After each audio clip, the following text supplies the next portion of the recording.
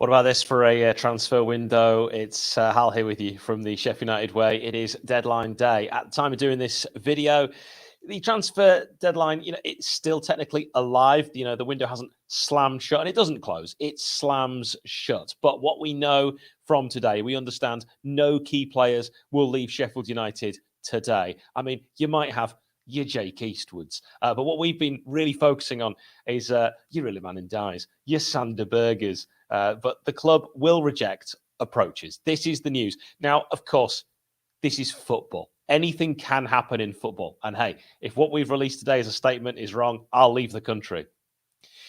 But jokes aside, it's football. I mean, if someone comes in with a crazy bid, then the club, might have to change their minds. But as it stands, that is the position. And, even the best Fabrizio Romano sometimes, say things like, I think Romano actually was very certain in the previous transfer window that Sander Berge was going to go back to Belgium.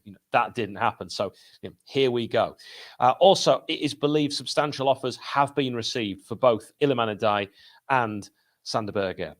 The transfer embargo situation will be settled in February, apparently, regardless of no sales. There was some speculation that we would maybe have to sell Sander to, pay off whatever is outstanding, owed on, whomever, and then the embargo would be lifted. I'm doing a lot of hand gestures with my right hand. I'm going to stop that now. My favorite response to us kind of breaking this news on Twitter at Sheffield United Way, follow us on social media, was from Sean Miles, who, after we released this news, said, so the upshot is no Cadra replacement. It's kind of all about how you look at it. Jimmy from the Blades Ramble is with me, so I'm not doing this solo. Jimmy, how you feeling about this? I were all right until your intro, Hal, where you said, we've given you some great news, but anything can change, It might not happen how we've said it's going to happen. So, no, it were fantastic, and congratulations on breaking the news. I think it were finally... We were all able to exhale, weren't we, at the time you posted that? So, much appreciated. It's what you want. Yeah, a transfer deadline that has no news is, for many clubs and many fans, boring. Not for us. Not for the Blades, because you and I don't want to guess how old you are on a live video, but I think we're of a similar age, and we've been through it. When you've seen players go, and we knew no one would come in really because of the transfer embargo, and now there were rumours about Lewis O'Brien. Where's he gone? Blackburn. Breaking news from Blade Ramble. He's gone to Blackburn. Which is great, because I've done 3 pages worth of notes on him, ready for what could potentially happen today. Now, when it comes to the figures that could have been offered potentially, I'm not going to put you on the spot, but what would you say ILIMAN Ndiaye is worth? I would say 30 million, personally. So if you'd have been offered 30 million and you are Sheffield United... I'm not going to put you on the spot, but yeah. Okay. What are you saying?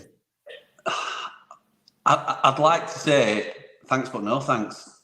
That's for Ndiaye, because I think he's irreplaceable. And I said as much recently.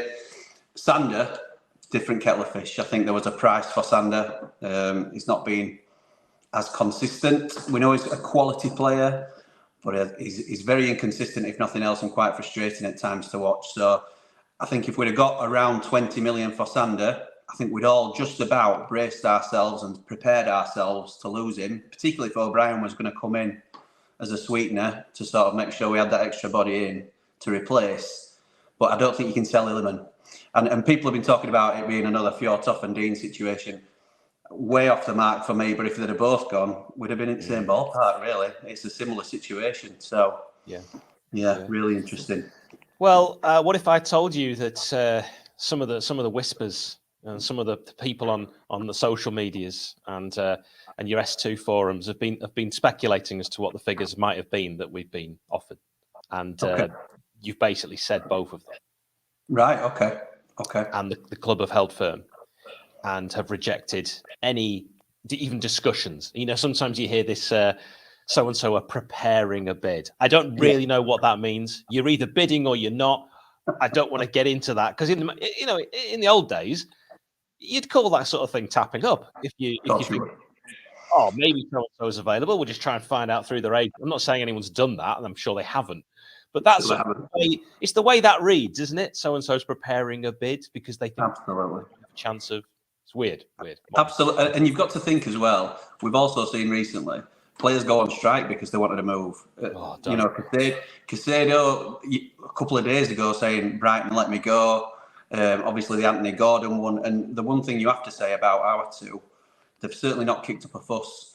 They could have quite easily. We've not got long to go on the contract. It will make financial sense for us to sell at least one of them, but both reportedly wanted to stay at the Lane, which is fantastic for us. Absolutely fantastic. I think that's a great point. I think for Iliman, and this is just my sort of speculation, I think Iliman is really happy at United. I don't think he wants to leave. If he does leave, we know he has a soft spot for Marseille. I'd imagine if he was going to stay in the UK and he was going to leave Sheffield United, he'd favour London, and over anywhere else in the UK. I wouldn't. I can't stand that place. But I think he possibly would. I know that he's previously been there, lived there. He's probably got friends and family there. There's a fantastic Senegalese community there. That I've got some really good friends from college who are from Senegal, and they tell me about that community in London, and it sounds incredible. So maybe if we were speculating, that would be in the future something that he'd consider. Hopefully I'm able to say in 20 years' time that ILIMAN NDIAYE has been a blade for life, but. In modern football, I don't think you can really say that. What you can say is that we were linked with a player you've already mentioned, Lewis O'Brien. I'm almost tempted to read my 3 pages of notes. I wondered if you do that, Hal. To be fair, I'm not going to do that. I'm not going to do that. But you also mentioned that Liverpool, Brighton, Chelsea, some of the teams that were linked, because Brighton's interest in Sander Berge is said to have only been as a replacement for Moses Caicedo. And again, this is moving parts. So if Sheffield United had said, right, well, we would accept this offer for Sander, but then we've got to negotiate to get Lewis O'Brien. But then too many clubs were interested in Lewis O'Brien. Carlos Corberán, who he was so successful with at Huddersfield, would have wanted him at his new club. It's a really, really risky one, isn't it? The way because obviously we've all been very busy at work and 100% committed to our jobs today. As we always are, but I was refreshing like crazy, as we all have been, I think, in terms of getting the news through. At one point, West Brom were leading the race for Lewis O'Brien. Then we came in and it looked like we were leading then in terms of that would be his preference. It was with an option to buy, an obligation to buy on promotion, I believe, for 10 million. But then it all changes again because West Brom think, well, we're behind, so we'll sign Nathan Chalobah instead. So they've signed him permanently, pulled out of the O'Brien race because Sheffield United are leading it. And now Sander's staying, so we no longer require O'Brien. And Blackburn have sort of crept in last minute and taken a very good championship player. I'd have been happy with O'Brien. I was prepared for that to be the outcome of the day, if you like, where if Sander went, then O'Brien would be the one. But there was also the added layer of complexity. Could we get out of the embargo today once we received the Sander fee? To then go and purchase another player. Absolutely. A lot of fax machines would have been whirring. And absolutely right. And personally, I didn't think anyone was going to come in because of the transfer embargo. And it's not an area I'm a particular expert at because actually I've not had to research it before. This is kind of uncharted Sheffield United way territory.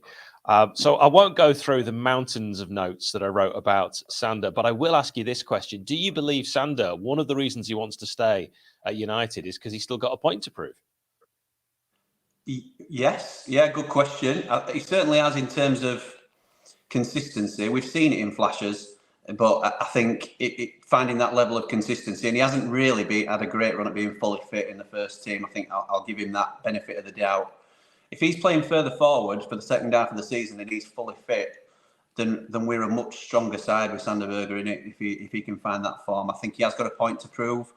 I think he'll certainly still be assessing his options in the summer, but hopefully he'll have done the business for us before then and we can sort of assess that as a Premier League club. That would be the hope for it all. That would be. Of course, when we signed Sander 30th of January 2020, we were a Premier League club. I wrote at the time, I'm so happy. This is the biggest moment in the Blade's recent history. I saw that. Incredible.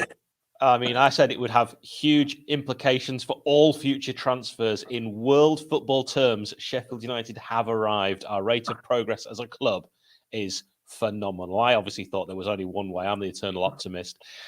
Best moment, of course, I was preparing for a potential Sander leaving situation. So I'd written down some of my favourite things he'd ever done, some of the achievements, maybe did he achieve what was expected, all of that sort of stuff. All I will just say is, if you were to say now, one of Sander Berge's best moments, like his dominant display against Spurs in our 3-1 win. He scored after 31 minutes.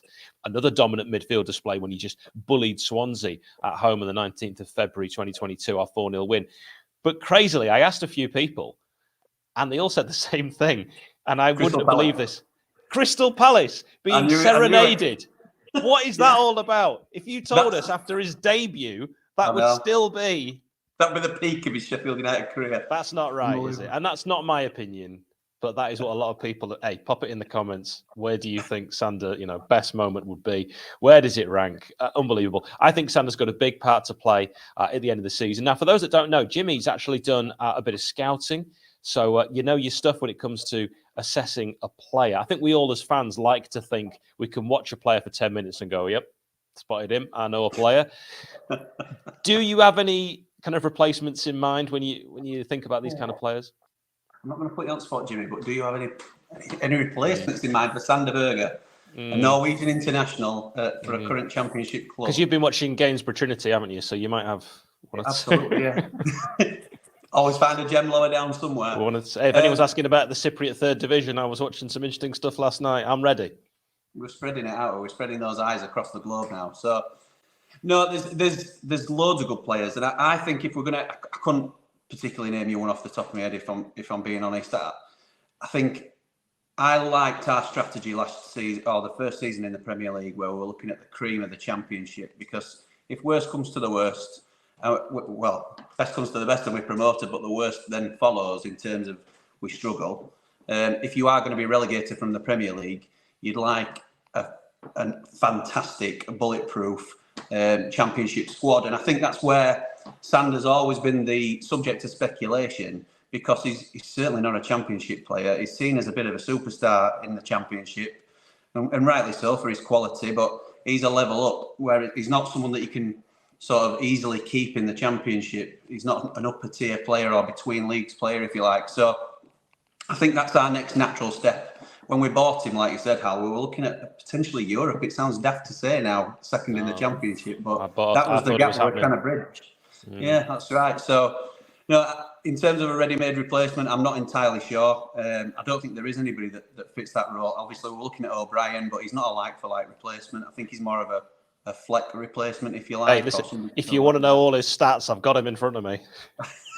Well, there you go then. So you might be the man to answer, but... yeah, it's a tricky one, because I think we need to go younger. Obviously, Sander's 24, is he? So if he's to stay, that's fantastic. But as a squad, I think we need to concentrate on sort of getting the squad age down. But yeah, it'd be a tough one to replace. So delighted he's staying. He is also 24. Good knowledge. So we will leave you to it. We will just say, to reiterate what we understand now and what we hope to wake up to tomorrow, is no key players leaving Sheffield United today. It's a quiet transfer deadline. I've done these deadline day videos live, going right up to the deadline, with all sorts of speculation. And I'll be honest, I hate. They're so nerve-wracking, and you never know what's going to happen. And usually everyone waits till we go off air to actually announce them. So let's hope that there's absolutely nothing. I want a really quiet one. I want to wake up tomorrow, nothing has changed, and we are headed only one way: promotion. Go to bed, Blades. We're done. Go to bed, Blades. And of course, actually, where I am, it is bedtime. Jimmy, thank you so much for agreeing to do this at very short notice. I really appreciate it. You'll be seeing a lot more of Jimmy from Blades Ramble on this channel. United fans, wherever you are watching across the globe, and whatever time you're watching this video, pop your thoughts in on what you've heard from today, what you believe will be happening going on for the rest of the season, and just how you feel about ILIMAN NDIAYE, Sander Berge staying at Sheffield United, the huge implications that could have for the rest of the season.